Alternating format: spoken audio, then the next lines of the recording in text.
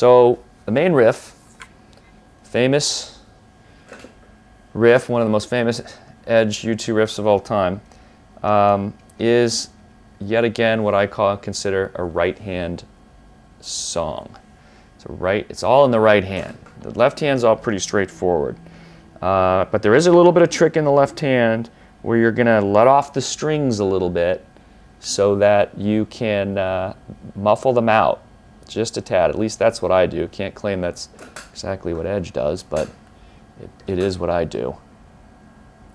It takes a little bit of timing. This is all about rhythm and timing on this song because you want to make sure you're in sync with that delay. Let's go over where the notes are on the left hand, and then I'm going to take you through a couple things that are kind of tricky with the left hand and placing the notes, and then we'll go through the strumming pattern.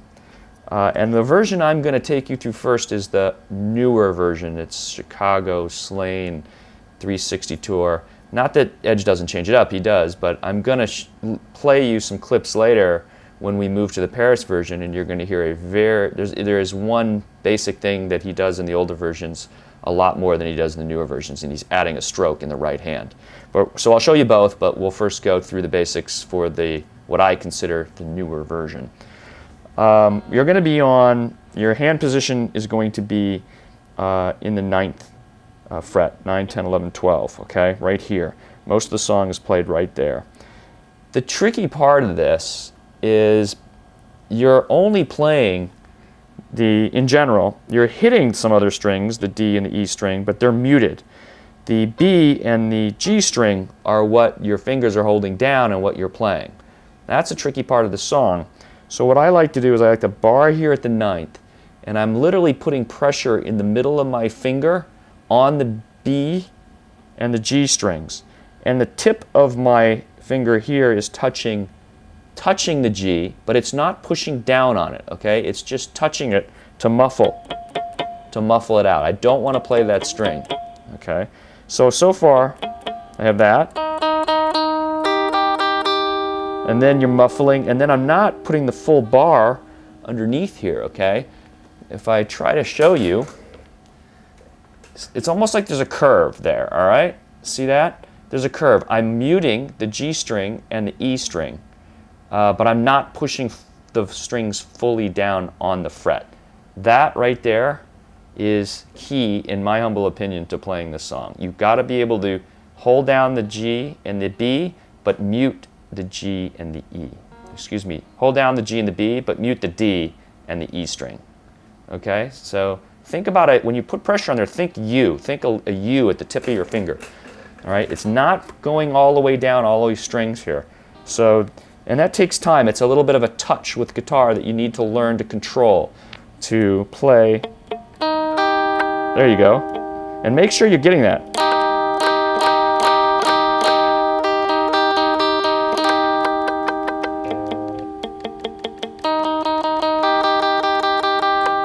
There you go. You want to be able to get that. That's key to this song. So, once you've got that, now let's put this finger down for right now on the B string 10th fret. Put the third finger, ring finger down on the 11th fret G string. And then the pinky is going to go down the 12th fret B string.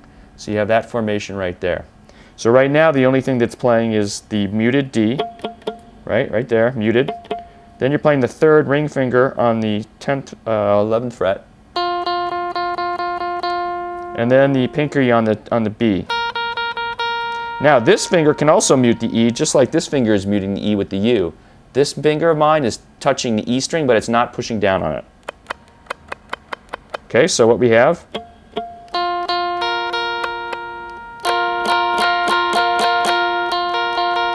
the song is played on the B and the G string. There you go. Okay, so don't get confused by the hand formation thinking that there's 4 strings. There's only 2. So we get,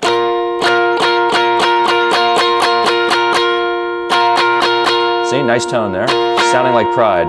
Now, the first chord, I won't go through the strumming, is this. And then he's going to lift this third, the ring finger. Okay? So now you're playing muted G, D. Now you're playing this, because this is barred in a U, you're playing the G string on the 9th. You're still playing the pinky on the B string on the 12th. and the muted E. So we have, okay, and then he's going to put that down again, and he's going to lift it. Just trying to get you the order of the chords.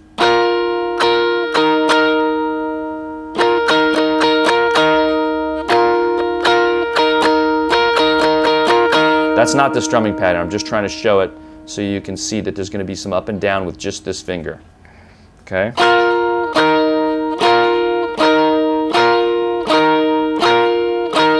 Then, okay, he's going to lift this pinky, all right? And you're going to leave this one up, and now you're going to be playing the D, the G on the 9th, the B on the 10th.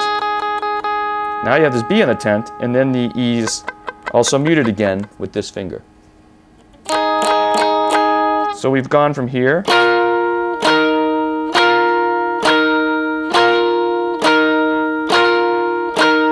lift this pinky, okay, and leave this one down, and now we're going to lift this one.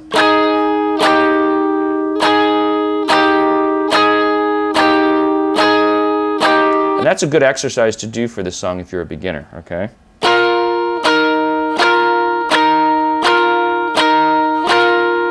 Because you're going to be lifting and playing these notes, but you also need to make sure you're muting that D and the E string.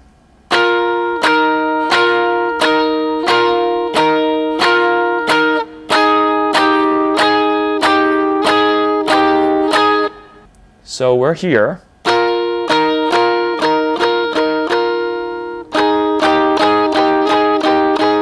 Now you're going to put this one down again, back down here. And you're going to play with these two down. So now it's the muted D, the ring finger on the G on the 11th fret, and then the middle finger here on the 10th fret, on the B, and then the muted E.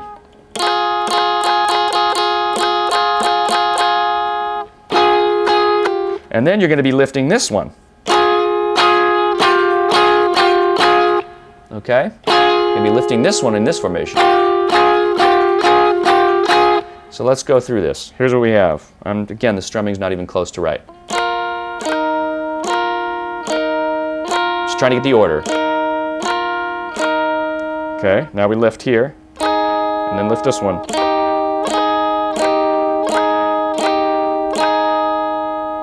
And then put this one down, and then put this one down and lift this one.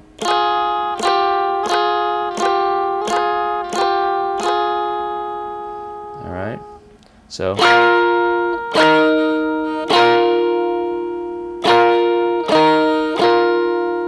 Lift both of these and lift that one down.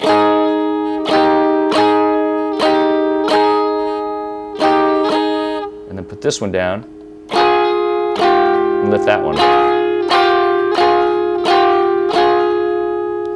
And then without delay, the riff is going to eventually sound, when we do the strokes right,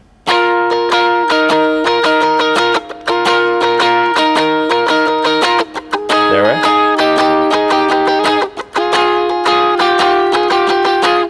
So essentially all Edge is really doing is these two notes, 11th and 12th fret, G and B string. See?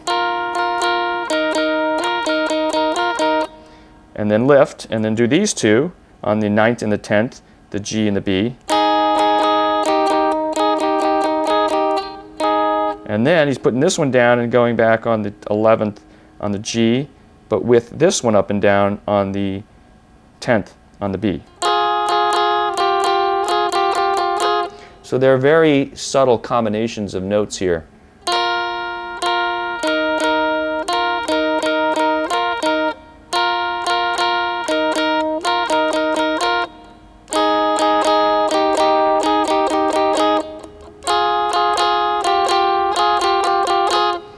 Hopefully, this is the most detailed tutorial of Bride you'll ever see on the internet.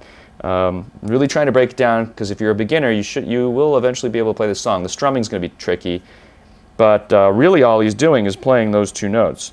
You could, it won't work, because you really want those muted strings in there for the scratching and to fill out the tone a little bit. You really do want to play You want to play those. Whoops.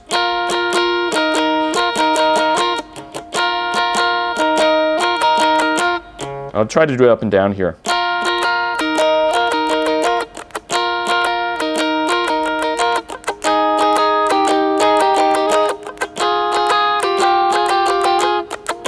But really all this is these two notes.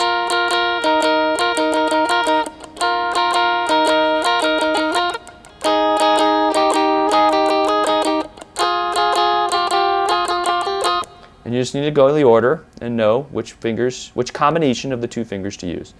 On this one, mute those strings, and if you get all that down, then the key next step is to get this rhythm down.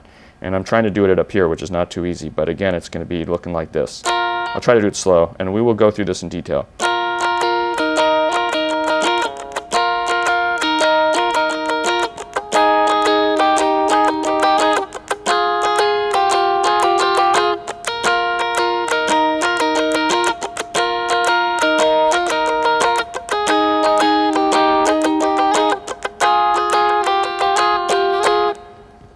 And I changed it up there, and Edge does that once in a while too. So that is the basic chord progression for the main riff of Pride. Let's play the riff real quick with the delays on.